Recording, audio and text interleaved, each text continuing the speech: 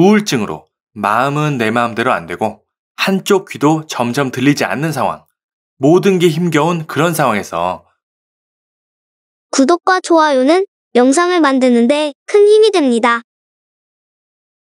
가수 노사연 씨, 1957년 경상남도 마산 출생인 그녀.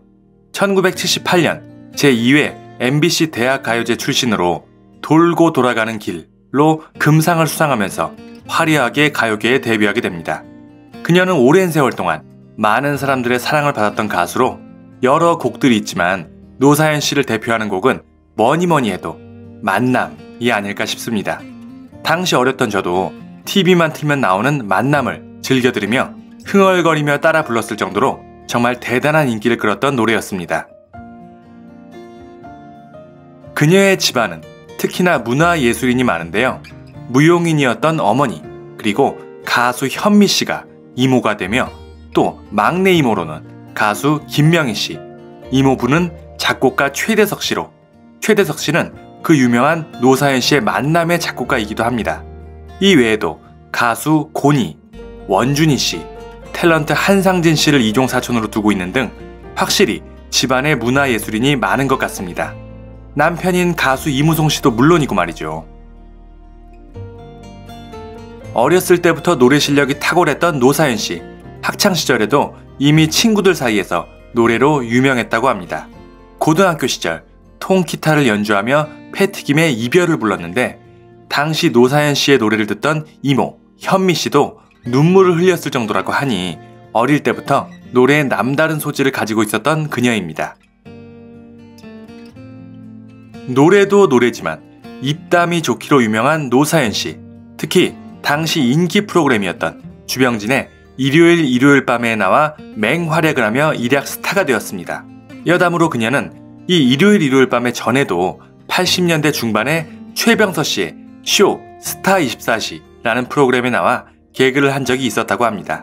하지만 어느 날 방청객이었던 어린이가 개그맨 아줌마가 노래도 진짜 잘한다 라고 말하는 것을 듣고 충격을 받아 이후로는 개그 프로그램의 섭외를 모두 거절하였다고 하는데요.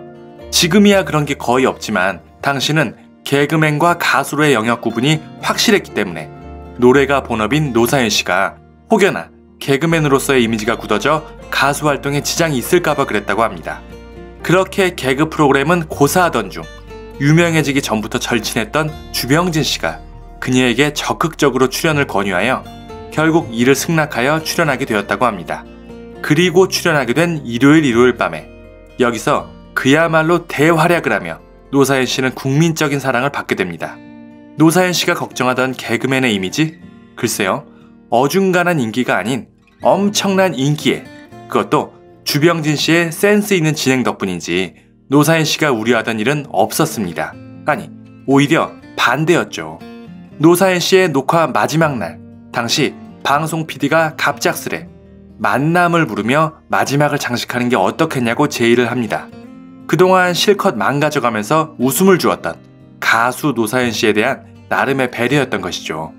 이를 흔쾌히 승낙한 노사연 씨, 마지막을 만남을 부르며 장식했는데 이게 또 방송 이후 신드롬을 일으키며 인기가 역주행을 하여 가요톱10 5주 연속 1위에 골든컵을 타는가 하면 연말에는 MBC 10대 가수상 대상의 영예를 안기도 합니다. 이 만남, 89년도에 발표된 노래이지만 처음 발표 당시 그렇게까지 큰 인기를 끌었던 곡은 아니라고 합니다.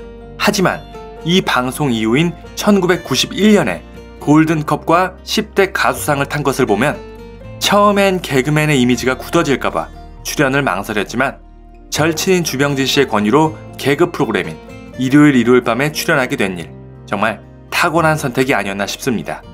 이후 노사연 씨는 대중들에게 친근한 이미지로서 유명세를 떨치는 건 물론 가수로서도 정상의 자리에 올라서게 되었으니 말이죠. 여담으로는 노사연 씨와 주병진 씨 둘이 워낙 프로그램에서 가깝게 지내다 보니 당시 둘 사이에 스캔들이 나기도 했었는데요. 훗날 노사연 씨가 방송에 나와 회상하기를 스캔들에 대해서는 부인했지만 당시 스캔들에 기분이 썩 나쁘지는 않았다 라고 말하기도 하였습니다. 간혹 그녀를 잘 모르는 일부의 사람들은 그녀가 히트곡 하나로 뜬 단지 운이 좋은 가수로 알고 있는 사람들도 있지만 그녀의 곡 님 그림자 역시 크게 히트한 곡이며 이 마음 다시 여기에 이 곡도 마찬가지로 많은 사랑을 받았습니다. 하지만 뭐니뭐니 해도 이 곡을 빼놓을 수 없겠죠. 바로 2014년에 발표한 바램. 이 노래도 만남의 비견들 만큼 엄청난 인기를 끌게 됩니다. 유튜브 조회수는 1200만을 돌파하고 음반 판매량은 10,000장을 넘었다고 하는데요. 이는 웬만한 인기 아이돌 가수보다 훨씬 높은 수치이며 게다가 만남 당시의 90년대도 아닌 2015년에 환갑이 넘은 나이로 달성한 기록이니 정말 대단한 일이 아닐 수 없겠습니다. 그리고 이 곡 바램에는 또 하나의 숨겨진 특별한 사연이 있었는데요. 바로 엊그제였죠. 노사연 씨가 방송에 출연해 현재 돌발성 난청으로 한쪽 귀가 아예 안 들릴 지경이다. 덕분에 보청기를 차고 있다. 라는 안타까운 소식을 전하였습니다. 하지만 이내 털털한 노사연 씨답게 한쪽 귀가 안 들린다는 게 뭐 부끄러운 건 아니지 않나. 우리 모두 살면서 겪을 수도 있는 그런 일이기도 하고 지금은 편하게 생각한다. 라며 긍정적인 모습을 보여주었습니다. 하지만 한쪽 귀가 잘 안 들리기 시작한 당시인 2014년쯤은 노사연 씨가 갱년기 우울증까지 앓았을 정도로 많이 힘들었다고 합니다. 그러던 차에 이 노래 바램을 곡으로 받게 되었고 한쪽 귀는 서서히 안 들려가고 마음도 불안했던 상태에서 바램의 곡 작업을 하게 되었다고 합니다. 하지만 이 노래를 받고 작업을 하면서 노사연 씨는 정말 많이 눈물을 흘렸다고 하는데요. 특히나 노랫말, 가사가 정말 나의 이야기를 하는 것 같아서 더욱 그랬다고 합니다.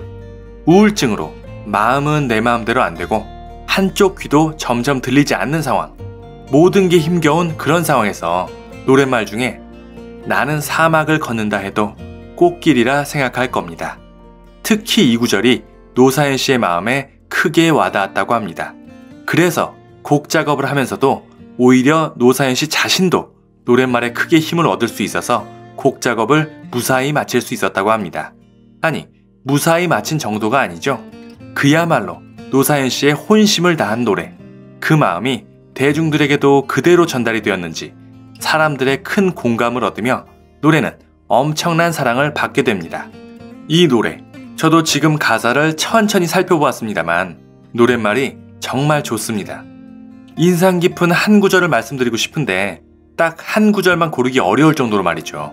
여러분들도 다시금 노사연 씨의 바램을 가사를 음미하면서 천천히 다시 들어보신다면 마음에 큰 위로를 받을 수 있지 않을까 생각을 해봅니다. 오늘은 이렇게 항상 낙천적이고 씩씩해 보이는 노사연 씨가 사실 바램의 곡 작업을 하면서 한쪽 귀가 안 들리는 큰 어려움이 있었고 그걸 또 노사연 씨답게 긍정적으로 이겨낸 사연을 이야기해 보았습니다.